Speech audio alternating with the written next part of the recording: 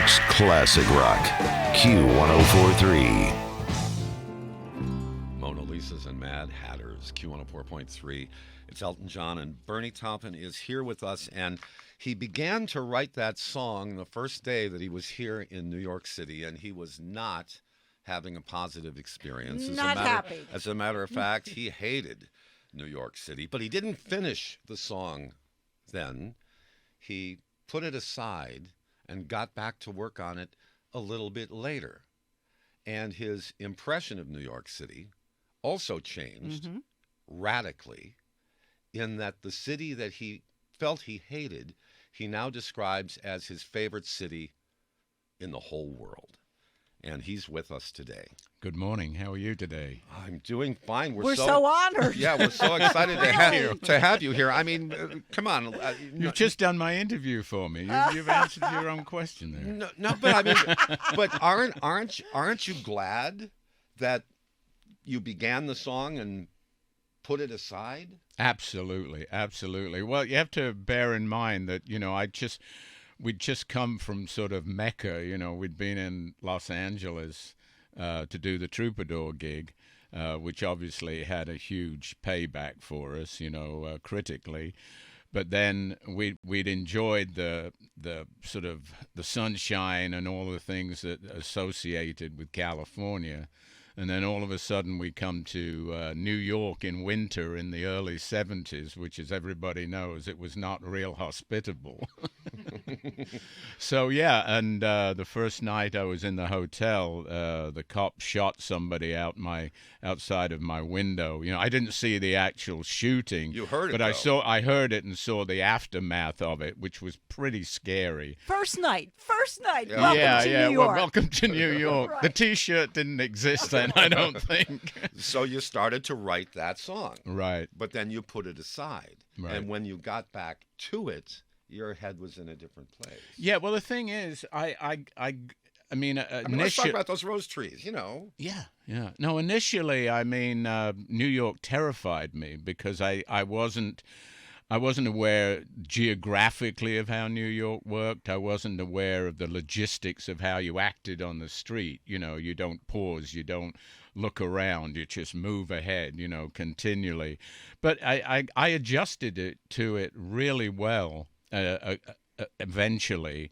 And I got to just absolutely love it, to the point where it was really my favorite place. I just wanted to keep coming back to. So I'm glad that I didn't finish the song on a critical level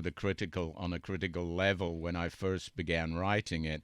So now it's an interesting song because it's a balance. I think you get the idea of it, somebody who's unsure of their location, but eventually comes to terms with it and admires it.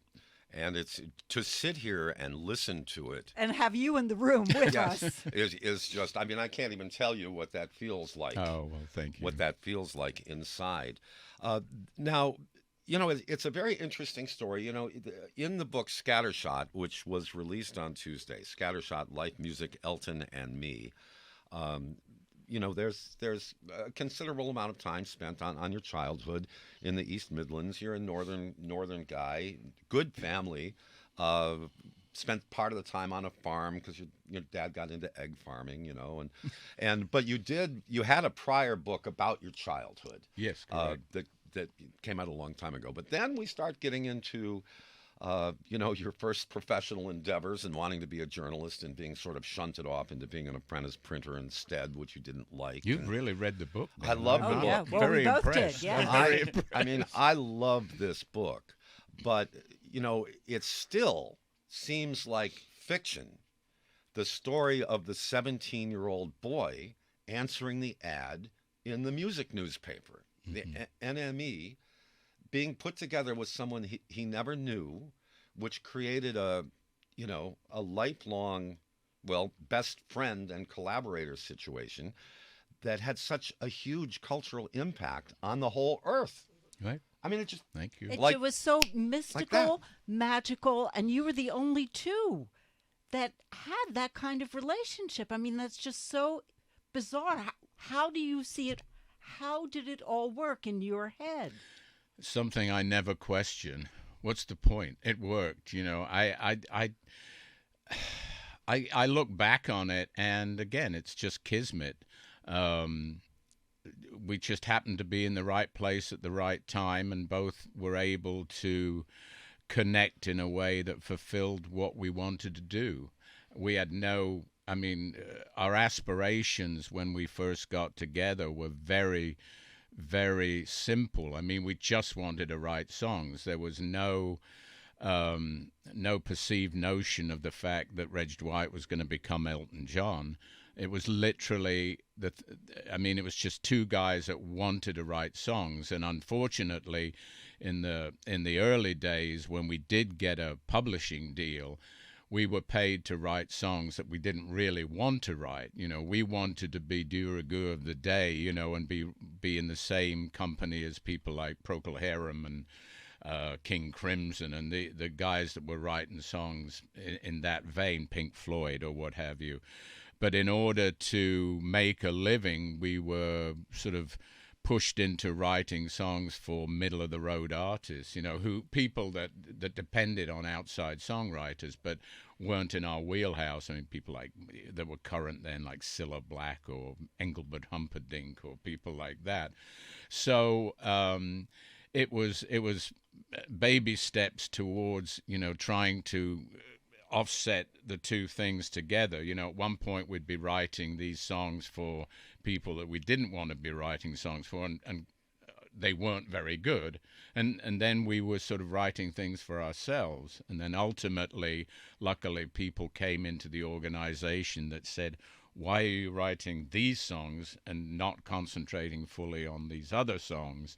And so we started doing that, and one thing led to another. But it was pure luck. I mean, as I said, it's kismet. Well, Bernie Taupin, who's with us, but still, even though there were people who understood what it was that you and Reg, about to become Elton, were doing, it doesn't mean that there was a universal appreciation or understanding, because your album that made you guys famous was rejected by 5 American record companies. Yes, absolutely. Including the record company that didn't even have to pay for it because they had the distribution rights right.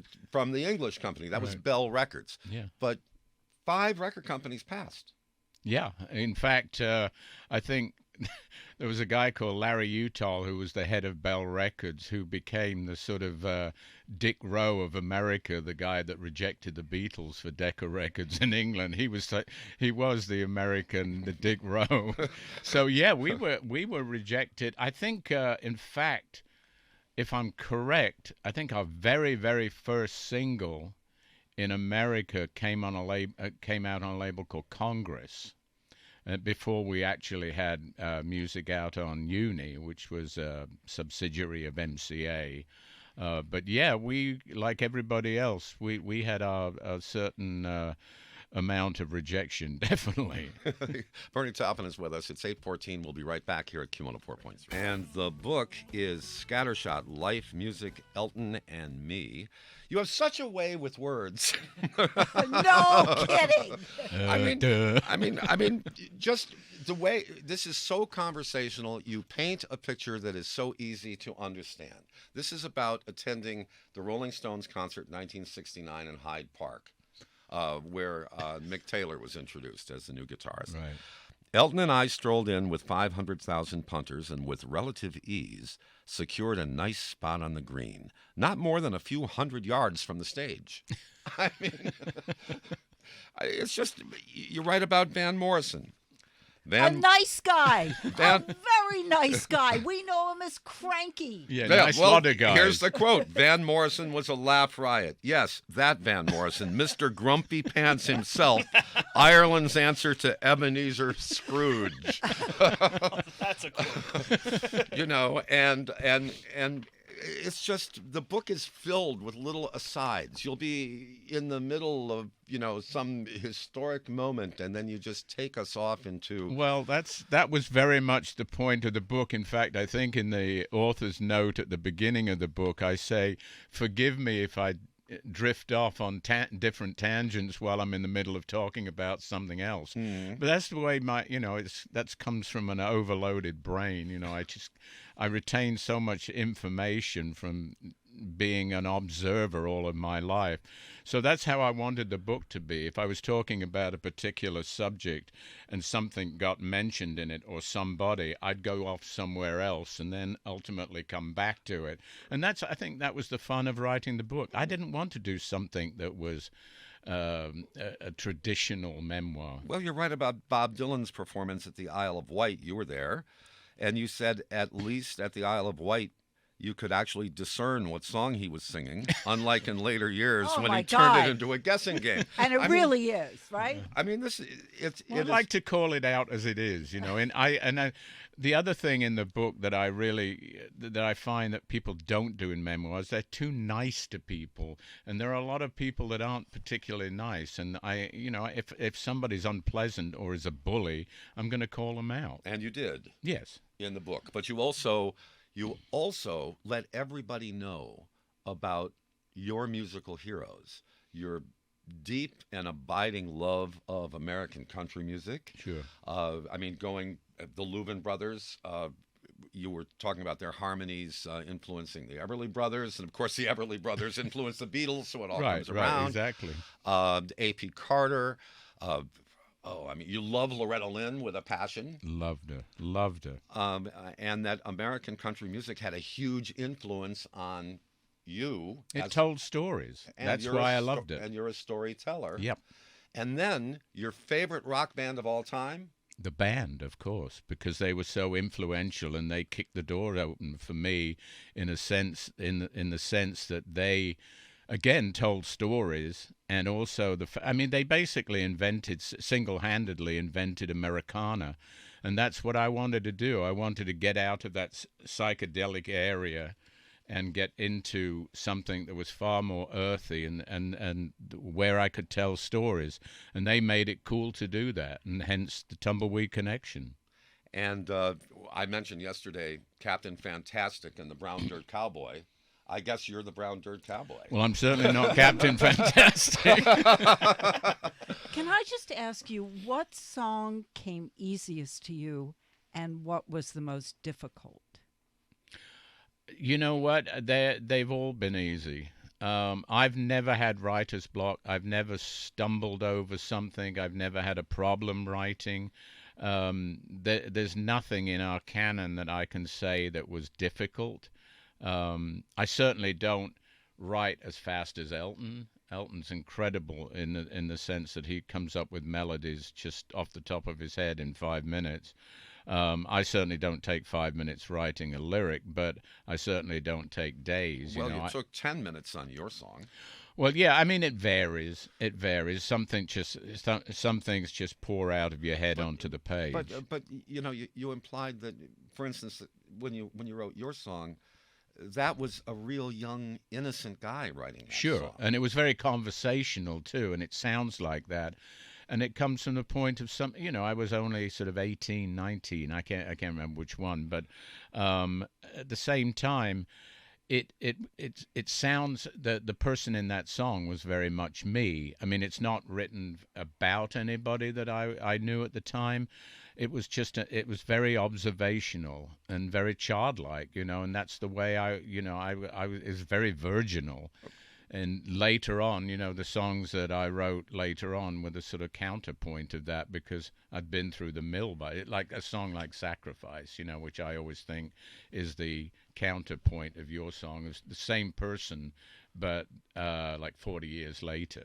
Well, you said in the book that Benny and the Jets fame was based in your mind when you were writing it on characterization in Fritz Lang's Metropolis. Yeah, the Maschinenmensch. Well, did Elton know that? No, good Lord, okay, no. because I was wondering, when you hand over the lyrics, did you tell him what it was about? No, I didn't. Just let him come up with his own. No, I don't want to muddy the waters and confuse. It's best to just let him run with what's on the page, and then if there's an explanation needed later on, I'm sure he didn't know that until he read the book.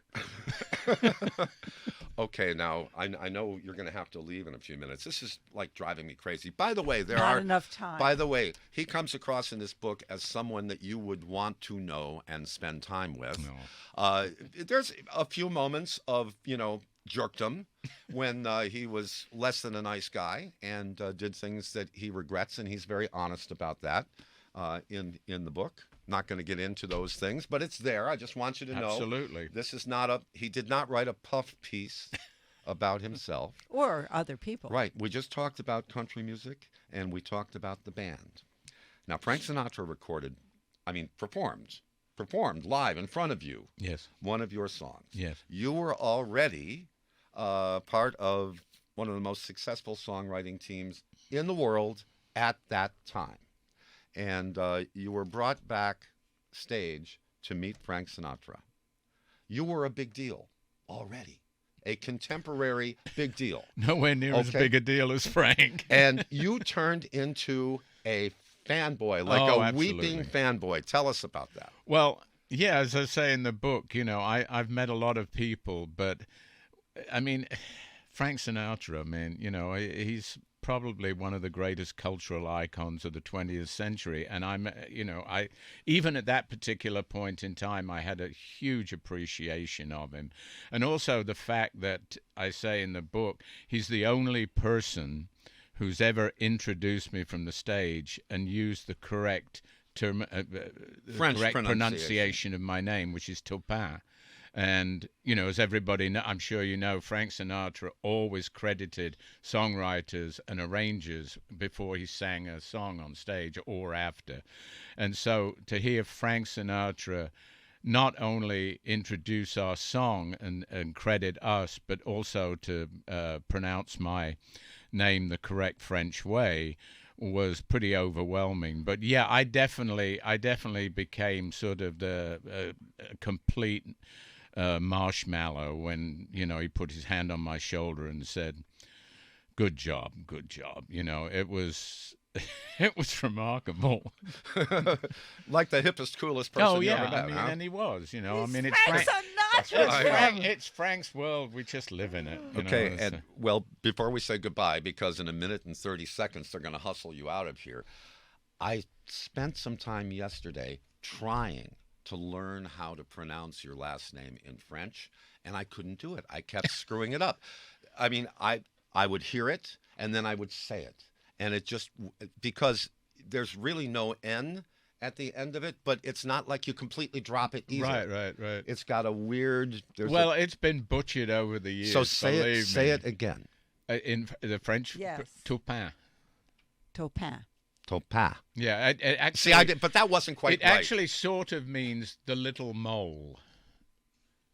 Little mole. Yeah. Okay. Which it makes sense because I spent most of my life digging for subject matter under the ground.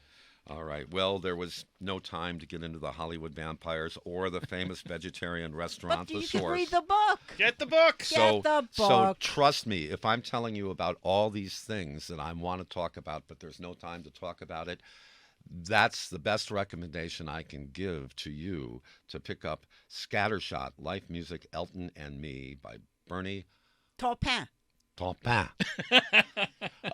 We're trying. Which came out on Tuesday. So anywhere that you can buy books, you can find it. Thank you so much. Oh, thank you guys. I really so appreciate it. For visiting Thanks with us here at Q104.3. It is 8:30 at the Q. If you've been injured in a car accident, call New York's classic rock, Q104.3.